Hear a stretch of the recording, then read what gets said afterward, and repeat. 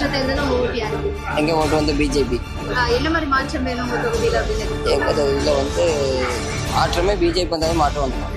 வியாபாரம் ரொம்ப விலைவாசி கூட வைக்க ரொம்ப இதாக இருக்கும். அது ரொம்ப கஷ்டமாக இருக்கும். அரசுக்கு அரசு ஊழியருக்கு அதை நடக்க வைக்கணும். அதெல்லாம் எத்தனை குடும்பம் அழியுது. அவர் இனத்தை கொடுத்தாலும் அரசாங்கத்தில் இனத்துல மக்களை கொடுத்தாலும் அது ஈடுபடாது. ஆனால் அவ்வளோ குடும்பத்தில் என்ன கஷ்டம் வறுமை எல்லாம் இருக்கு. யார் வந்தாலுமே மாற வேண்டியது வந்து அரசு வேலை செய்கிறாங்க இல்லையா, அரசு இயந்திரம் இல்லை. அந்த அரசு இயந்திரம் மாறினா மட்டும்தான் அரசு மாறும், இல்லைன்னா மாறவே செய்யாது. லஞ்சம் எடுத்துட்டா லஞ்சம் இல்லாத துறை கிடையாது. லஞ்சம் இல்லாமல் ஏதாவது இருக்குதா? எந்த வேலைக்கு ஏதாவது லஞ்சம் இல்லாமல் கொடுக்குறாங்களா? எதுக்குமே ஒழுங்கான இது கிடையாது. அப்போ இது மாறணும்னா அடிப்படை முதல்ல ஒரு அஸ்திவாரம் மாறணும்.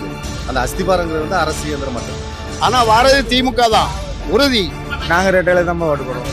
என்ன மாதிரி மாற்றம்? இப்போ நிறைய குறைபாடு இருக்குது. கவர்மெண்ட்டு சரியில்லை.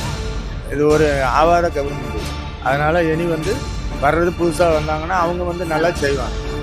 அதனால அதை பார்க்குறோம் நாங்கள். அவங்க வந்து நல்லா செஞ்சாங்க. எல்லா கல்வித்துறையில் வந்து நல்லா அவங்க பில்டிங்லாம் இது 11 இது அரசு இதெல்லாம் கட்டி விட்டாங்க, மருத்துவமனை அதெல்லாம். அது கல்வி வந்து செஞ்சாங்க, காலேஜ் அது வந்து நல்லா திட்டமாக செஞ்சாங்க. இப்போ எதுவுமே நல்ல திட்டம் செய்யலையே அந்த 5 வருஷமா.